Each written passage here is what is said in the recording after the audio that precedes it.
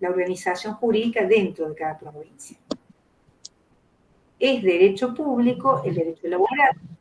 Les dije porque el Estado está interesado en la protección del derecho del trabajo y del trabajador, entendiendo que el trabajador siempre está en una situación de disparidad respecto a la empresa. ¿Sí? Y porque entiende que está en una situación de disparidad respecto al empresario, entonces el Estado, ¿sí?, prioriza la situación del trabajador. ¿Cómo lo prioriza? Fíjense, el trabajador puede iniciar una demanda en contra de su empleador y aunque la pierda, no tiene que pagar las costas de esa demanda. Se le llama costas a todos los gastos para iniciar un juicio. En general, los honorarios de los abogados los paga el que pierde. El que pierde paga los honorarios de su abogado y del abogado de la otra parte, salvo en el derecho laboral, ¿sí? En el derecho laboral se entiende que el trabajador no tiene dinero, no tiene posibilidades de sostener una demanda si no es apoyado por el Estado, porque generalmente viene a reclamar que le paguen lo que le deben, o sea, es que no tiene para atrás. Entonces el Estado parte de proteger al trabajador. Bueno, es de derecho público, se le llama derecho público también, al derecho, les dije, el derecho laboral, el derecho constitucional, el derecho contravencional. ¿Qué son las contravenciones? Se le llama, ¿alguien sabe lo que es una contravención? No. Bueno, si alguien sabe, podría gritar. Se le llama contravención a una falta. Es lo mismo, ¿sí? El derecho contravencional es lo que nosotros conocemos como derecho de faltas, ¿sí? Pero que no solamente tiene que ver con, nosotros conocemos el tribunal de faltas en la conducción, en el manejo, ¿no? Fiales. Pero se le llama derecho contravencional aquel que regula el incumplimiento de la ley en grados que no llegan a configurar un delito. Y entonces necesitan una sanción que generalmente es patrimonial. Cuando el incumplimiento de la ley configura un delito, bueno, pues entonces la sanción puede ser patrimonial o puede ser de privación de la libertad. Bueno, hasta aquí. Sobre las ramas del derecho, ¿tienen alguna duda? No. Bueno, les tengo que hacer otra aclaración más, que no tiene que ver con las ramas del derecho, sino con los jueces que están encargados de resolver un problema. Mire, cuando ocurre algún acontecimiento, la pregunta es, ¿qué juez va a resolver esta problemática? Y hay dos conceptos que tienen que manejar. El concepto competencia y el concepto jurisdicción.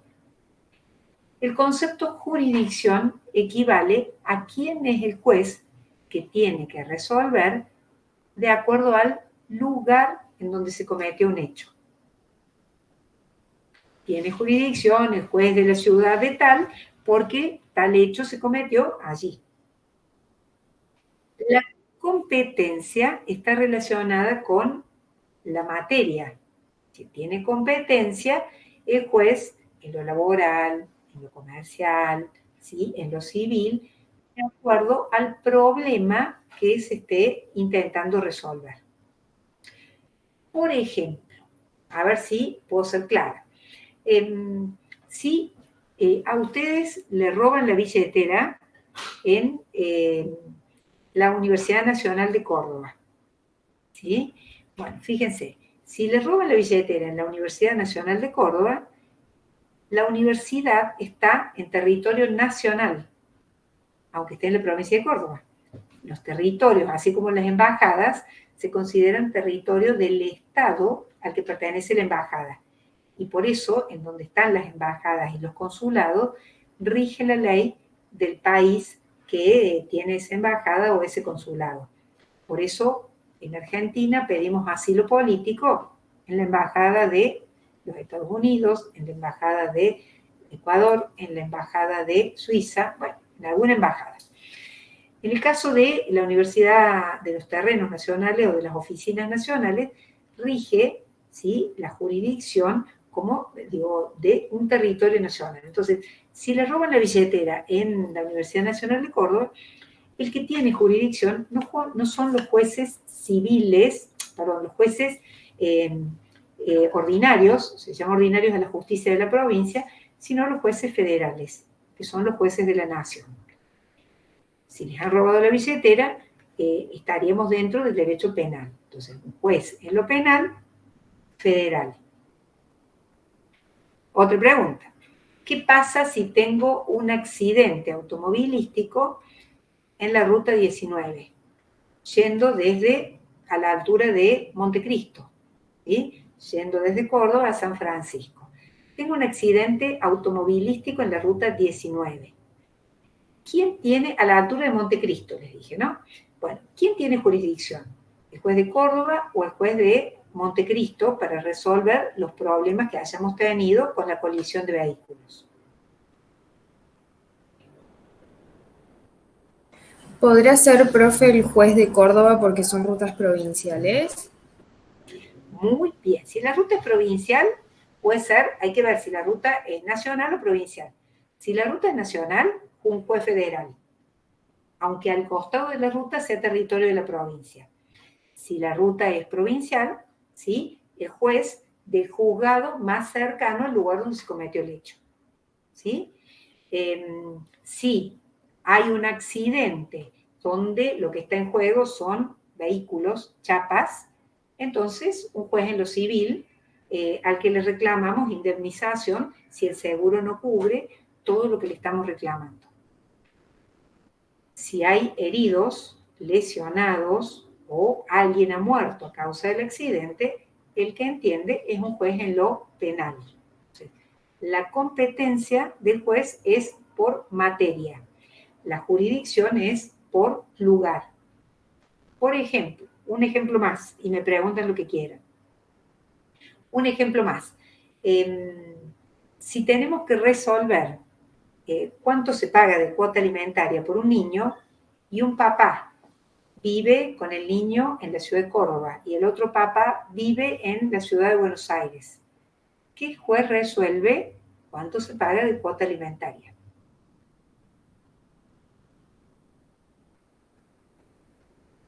El juez del lugar donde vive el niño, que es sobre el que hay que resolver. El juez del lugar donde vive el niño. Si yo les pregunto a ustedes, miren, trabajan en un hotel 5 estrellas, ¿sí?, al que permanentemente llegan pasajeros de otros países. Bueno, el reclamo de un hotel 5 estrellas que está en la ciudad de Córdoba, el reclamo de un pasajero por el incumplimiento de lo que se le había ofrecido en la publicidad del hotel, ¿quién lo resuelve? El juez del lugar donde vive el pasajero, el juez de la nacionalidad del pasajero.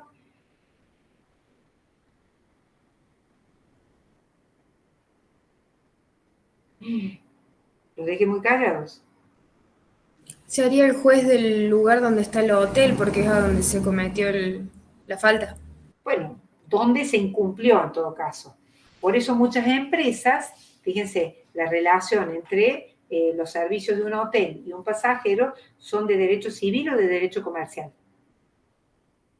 Son de derecho comercial. Yo vendo servicios a través de una empresa hotelera y alguien adquiere esos servicios a través de la página del hotel, a través de la página, de las páginas que ofrecen los servicios de los hoteles, compra el servicio. El incumplimiento en ese servicio, por más que el hotel sea internacional, bueno, el incumplimiento se regula por la ley del lugar en donde está el hotel. ¿Sí? Por la ley del lugar en donde está el hotel. Por eso es que en derecho comercial, ¿sí?, los pasajeros muchas veces se van enojadísimos porque para iniciar un juicio por algún incumplimiento tienen que buscar un abogado del mismo lugar e iniciar juicio en ese lugar. No lo pueden hacer desde su país. Bueno, ¿hasta ahí se entendió? Muy bien. Lo que sigue son las características digo, esto respecto a cómo se aplica, digo, quién es el juez que resuelve en una causa, ¿no? A quién tengo que dirigirme para resolver sobre un tema determinado. Lo que sigue son, ¿cuáles son las características de las normas jurídicas? Algunas de ellas las hemos mencionado, se las voy a volver a mencionar porque están en el material a continuación, pero algunas las hemos mencionado.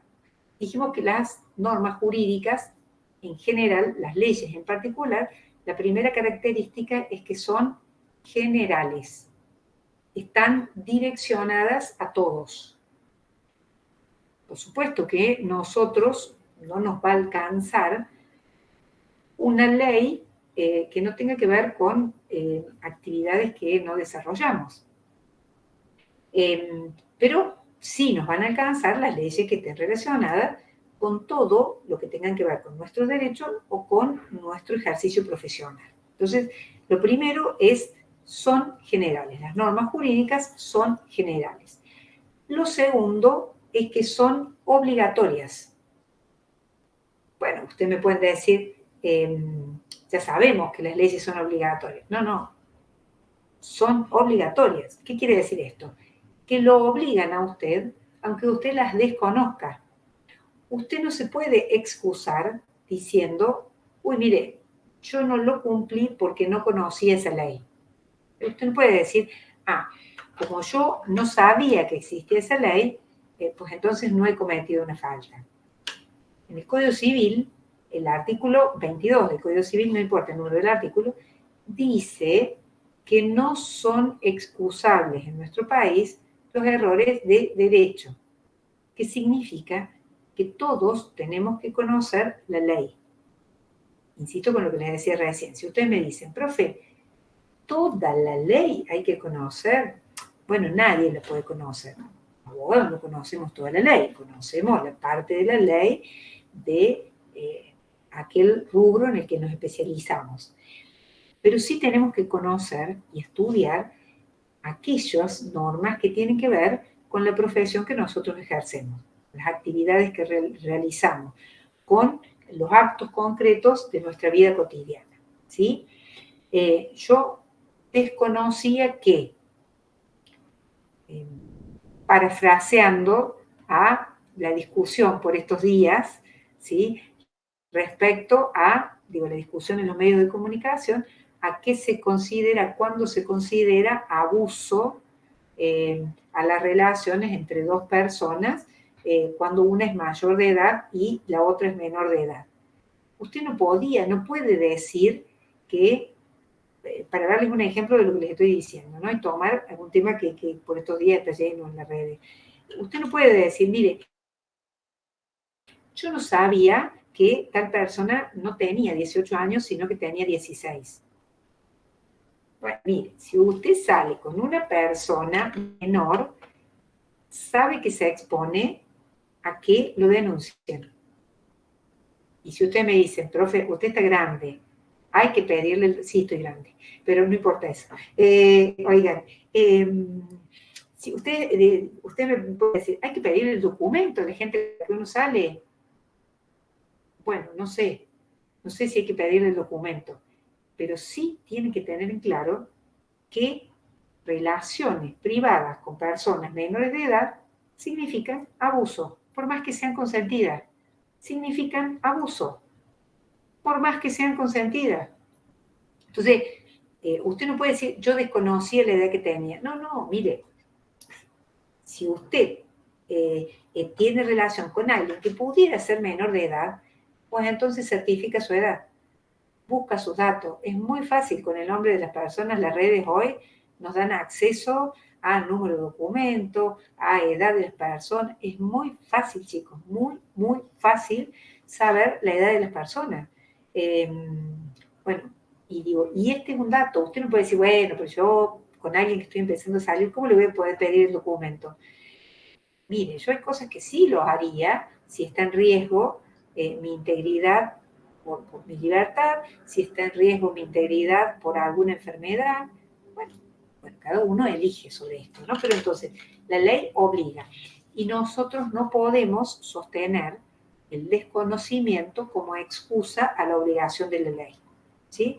Yo no sabía, bueno, una cosa muy básica, yo no sabía que manguerear la vereda, salir a limpiar la vereda con la manguera, estaba prohibido. Y mire, si usted vive en una provincia en la que la reserva hídrica es absolutamente escasa y tenemos muchos meses sin lluvia, bueno, digo, si no lo conoce porque conoce la ley, lo tiene que conocer por una cuestión de solidaridad para aquellas personas con las que no van a tener provisión de agua potable en base a lo que usted está haciendo.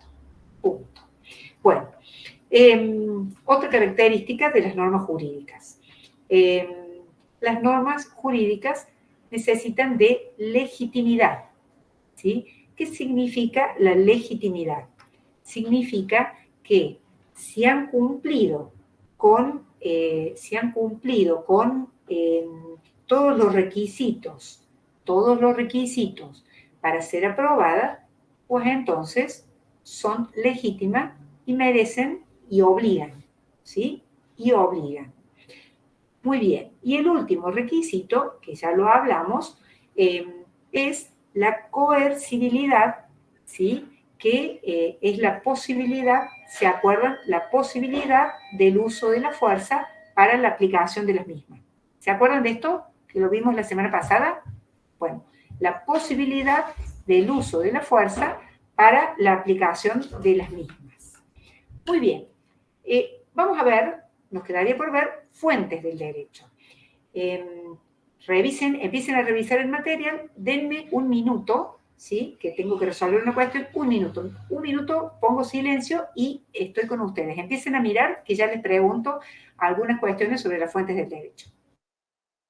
De hecho, jovencitos míos, a todas las normas que dan sustento, que son el fundamento, para la generación de otras normas.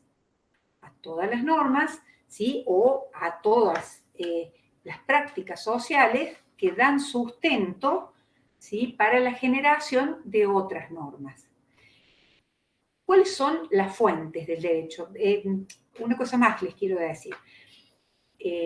La pregunta que nos tenemos que hacer es, cuando un juez recibe un planteo judicial, ¿sí? ¿A dónde va a buscar cómo resolverlo?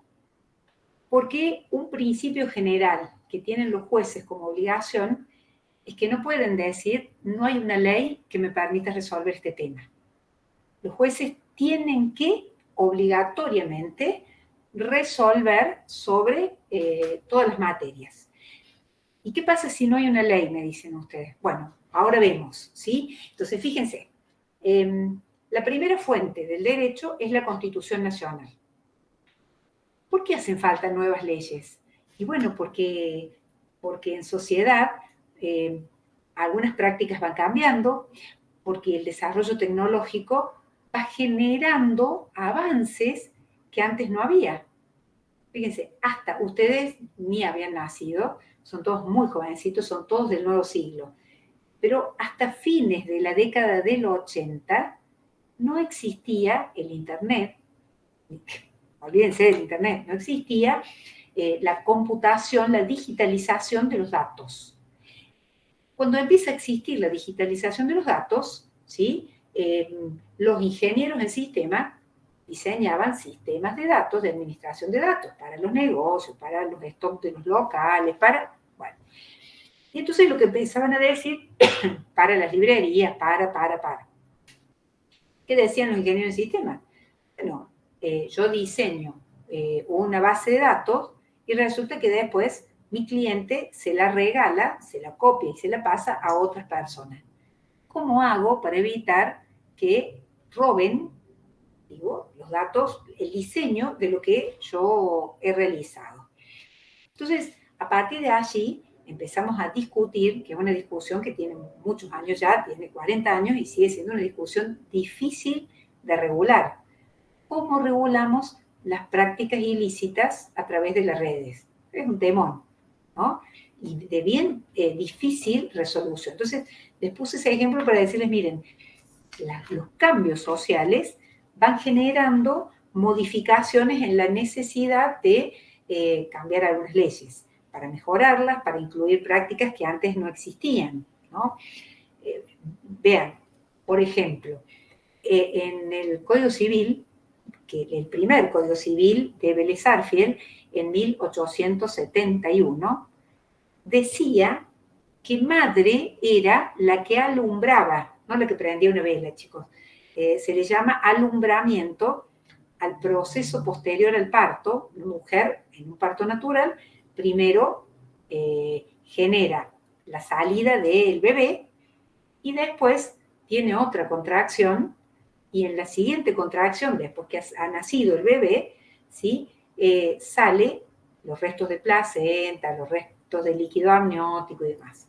Entonces, Vélez Sarsfield, pensando en que ninguna mujer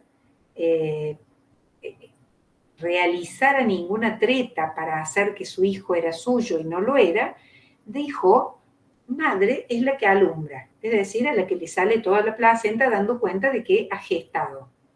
Bueno, eso es muy antiguo ya, porque cualquiera de las chicas de acá pueden ser mamás sin ni siquiera haber gestado en el proceso de la gestación de los 9 meses.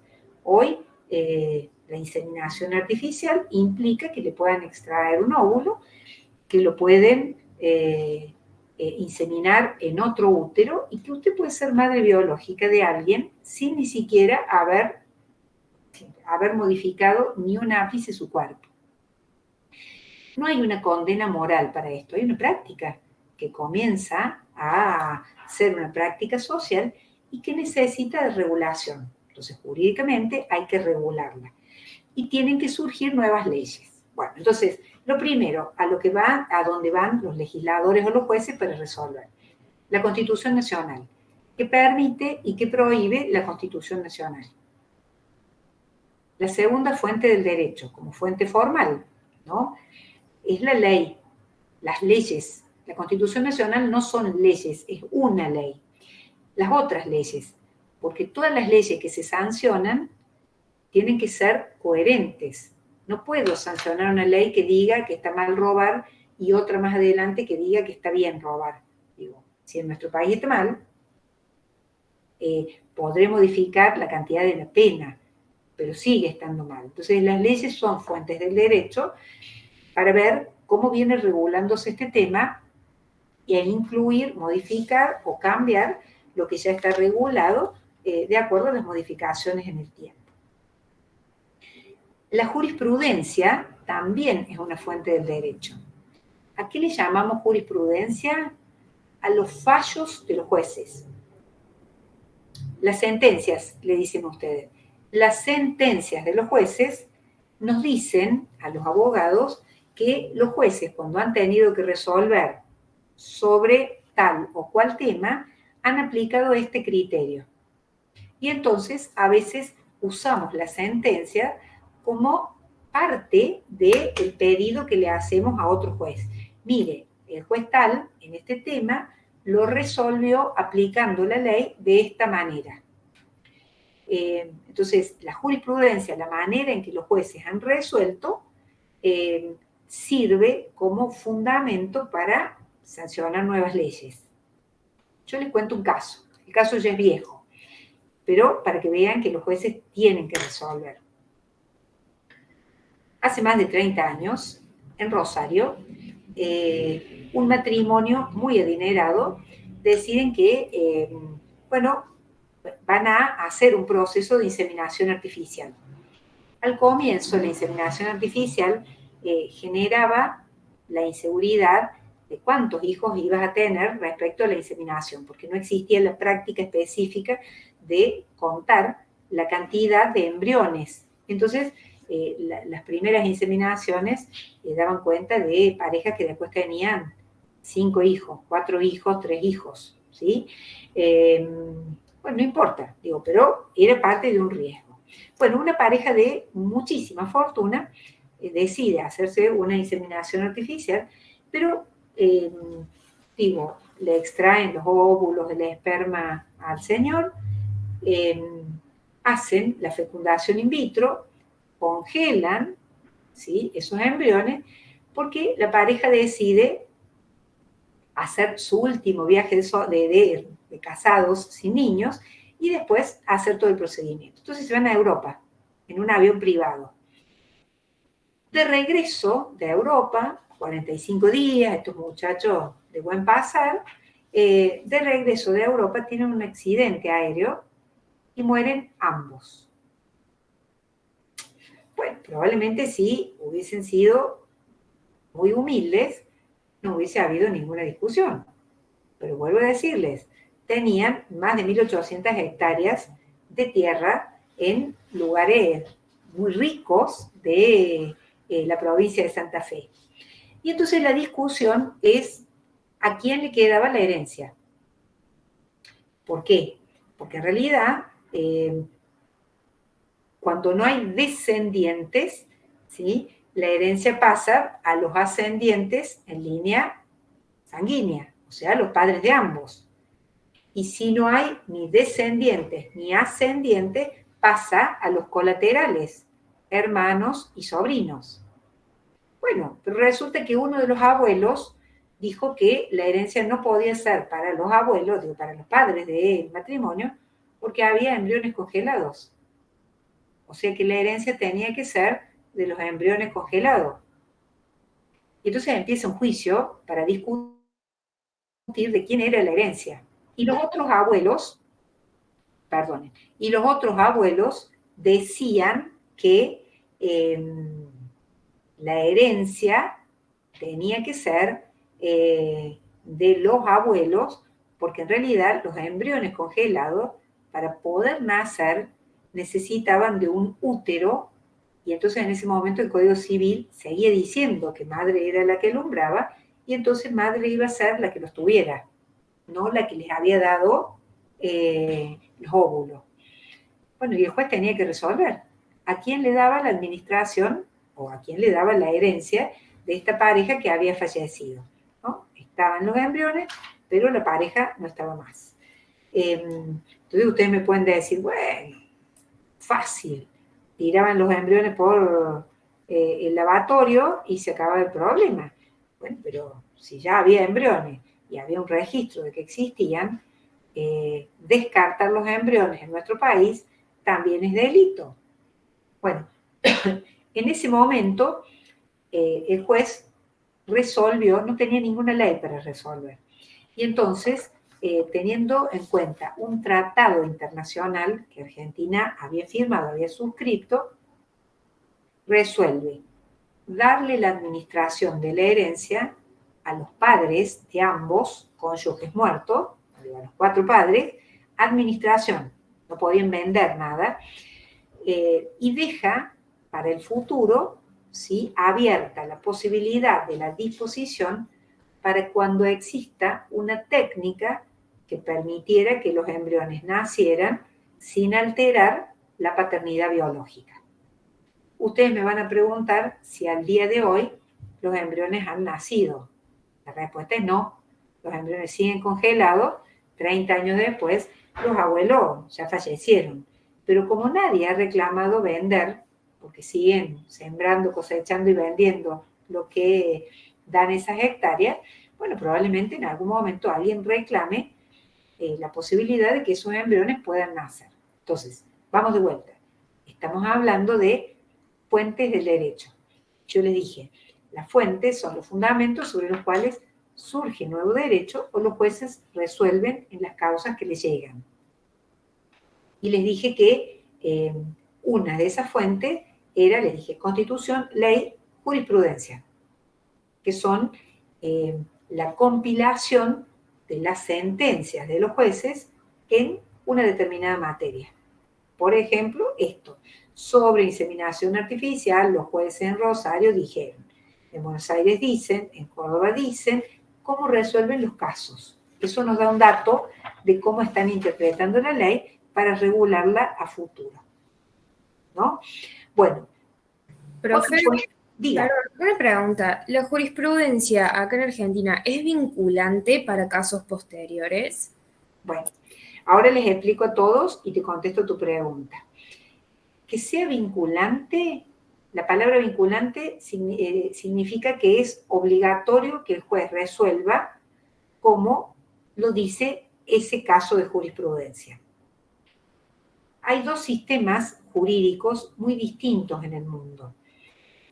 Si ustedes ven las series de los Estados Unidos, ¿sí? En los estudios jurídicos, esto de las grandes series donde hay estudios de abogados gigantes, qué sé yo, van a ver que los estudios están tapizados de libros. Esos libros no siempre son libros de estudio, sino que son recopilación de sentencias. A eso se le llama, a ese sistema, a los sistemas anglosajones, que son varios de los países europeos y Estados Unidos y Canadá, se le llama el sistema del common law, que significa la ley común. En el sistema anglosajón no hay muchas leyes como tenemos nosotros. Hay pocas leyes, una constitución que tiene enmiendas, es decir, agregados chiquititos, y los jueces interpretan la Constitución en los casos judiciales. Esas interpretaciones de cada sentencia sirven para que en otros casos los abogados puedan llevar esa sentencia y esas sentencias que ya se han dictado obligan al otro juez a resolver en esa dirección. Eso quiere decir que son vinculantes. En nuestro país, que es de ascendencia latina, el sistema jurídico se rige por la ley.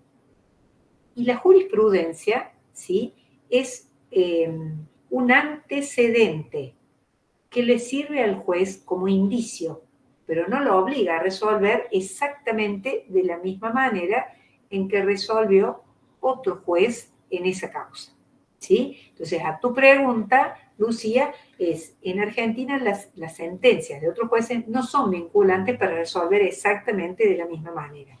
Sí son, ¿sí?, un indicio que nos permite saber en qué dirección se va resolviendo, un antecedente que sí es válido. Bueno, otra fuente del derecho es la doctrina. Se le llama doctrina a los estudios jurídicos que los estudiosos, los investigadores del derecho van generando. Digo, hay gente que, así como hay gente que estudia cómo evoluciona la atmósfera con la contaminación ambiental, hay gente que estudia jurídicamente qué es lo que vamos a tener que regular dentro de unos años. Por ejemplo, aunque a ustedes les parezca una cuestión de ciencia ficción, ya hay en el mundo muchas regulaciones, mucha doctrina sobre cómo vamos a particionar en la próxima década el agua potable. Hoy nos parece que es una locura porque estamos acostumbrados a ir a la Sierra de Córdoba, a bañarnos, a tomar agua, a tirar agua. Bueno, digo, estamos ya regulando cómo vamos a usar en la próxima década el agua potable, que es un recurso escaso, escasísimo. Mientras no existan investigaciones que permitan potabilizar todo el agua salada del océano, pues entonces sabemos que el agua potable, sobre el proceso de crecimiento de la población mundial, se va a acabar. Bueno, estos son estudios de doctrina que también sirven para pensar cómo resolver en casos que van surgiendo que son difíciles. Pregunta de práctico. ¿Cuál es la diferencia entre jurisprudencia y doctrina? Respuesta. La doctrina son solamente investigaciones. La jurisprudencia son sentencias de jueces frente a casos concretos.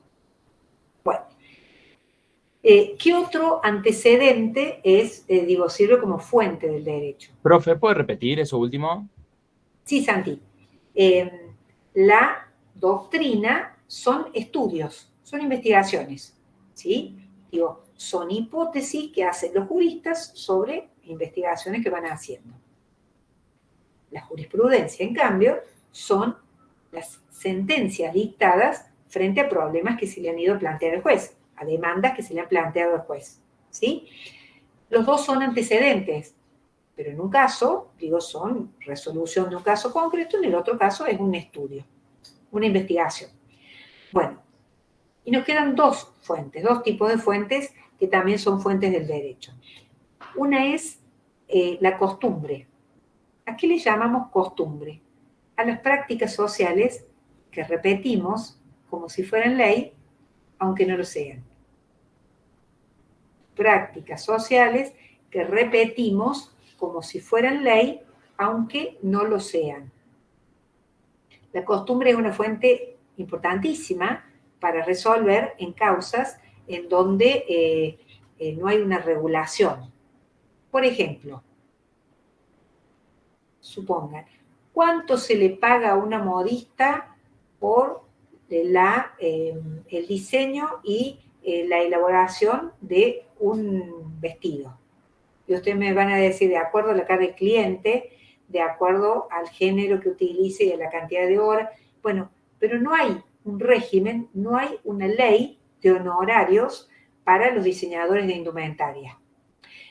Si un diseñador de indumentaria recibió el pedido de un cliente para hacerle un vestido para un evento social, y después el cliente no le pagó, es un incumplimiento de contrato. Pero si el diseñador va y le dice al juez, quiero que por este incumplimiento regule cuánto me tiene que pagar este cliente por este vestido.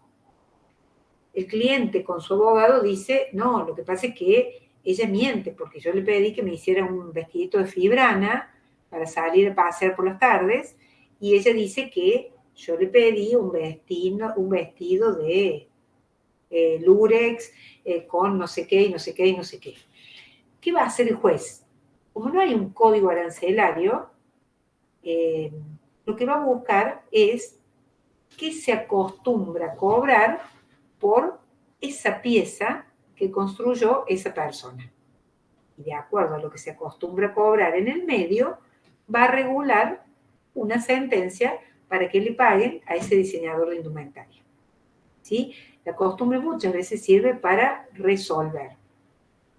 Yo les cuento una práctica que tuvimos en la Argentina durante muchísimos años. Durante muchos años en la Argentina teníamos una ley del cheque que decía que los cheques tenían plazo de validez de 30 días. Pero en el sistema comercial todos pagaban con cheques a 30, 60, 90 y 120 días. Ustedes me van a decir, bueno, pero eran cheques inválidos. No, porque ¿saben cuál era la práctica jurídica? La costumbre era, para que ese cheque pudiera servir, ponerle una fecha posterior al momento en que se lo había entregado. Es decir, si el cheque tiene plazo de validez 30 días, yo le ponía como plazo, como fecha de emisión del cheque 60 días posteriores para que la persona tuviera 30 para cobrarlo y fuera un cheque a 90 días. Esta era una práctica ilegal, pero absolutamente usada en el comercio argentino. Se acaba con la crisis del 2001, la crisis que deja sin dinero y entonces todos los cheques reventaron. Bueno, ¿qué hacía un juez cuando alguien quería cobrar un cheque? Se llamaba postdatado. Llevaba al banco un cheque firmado, pero que tenía fecha de emisión, hoy es 29 de marzo, que tenía fecha de emisión 29 de mayo de 2023. ¿Qué hacía un juez con ese cheque? Usted me dice, ¿era ilegal? Bueno, en realidad aplicaba la costumbre, que era identificar que era un cheque a 90 días y, por supuesto, exigir que se cerrara la cuenta corriente porque era ilegal, pero entender, ¿sí?, que había un incumplimiento de contrato. Entonces, la costumbre sirve muchas veces para resolver problemáticas que la ley no ha regulado. Y la última fuente del derecho que ustedes tienen mencionada son los principios generales del derecho. Le llamamos principios generales del derecho a los valores sobre los cuales se funda el derecho de un país. Si ustedes leen, vuelven a leer, estoy segura que lo aprendieron cuando iban al secundario, el preámbulo de la Constitución Nacional, se van a encontrar con cuáles son los valores con los que hay que interpretar todo el sistema jurídico en nuestro país. El respeto a la libertad, el respeto al bien común, el respeto a las distintas maneras de pensar. Entonces, son los valores que permiten, aplicando esos valores, resolver cuestiones sobre los que la ley no dice nada, porque todavía no los ha regulado. Bueno, muy bien. Y con esto estaríamos dando por terminada la unidad número 1, ¿sí? Para ustedes, preguntas, quejas, dudas.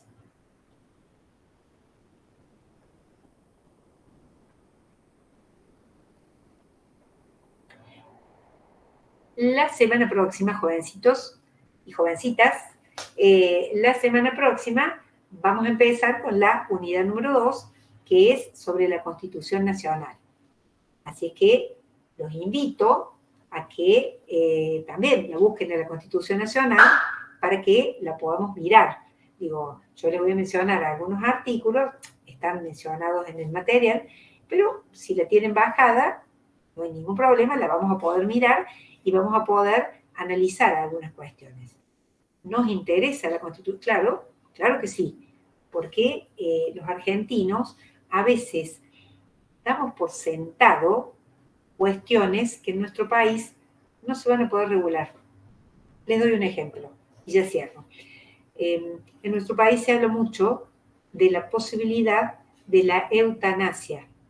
La eutanasia es lo que se llama también muerte por piedad, desconectar a una persona que tiene en algunos casos muerte cerebral o que ha sufrido por un proceso de una enfermedad degradante o por un accidente que no va a volver, ¿sí?, a tener conciencia de sus actos, ¿no? El caso de jurisprudencia fue el caso de Cerati, ¿no? Bueno, y mucha gente dice que en algún momento se va a sancionar esa ley. Bueno, Argentina no puede sancionar esa ley de acuerdo a su sistema jurídico, porque Argentina tiene suscripto el Pacto de San José de Costa Rica, que es un pacto internacional donde los países que lo suscribieron, que lo firmaron, dicen que van a respetar la vida desde la concepción y mientras exista, ¿sí? Entonces, mirar la Constitución es importante, porque nos permite no dar como válido cosas que no son posibles. Y no nos pasa solamente a los ciudadanos.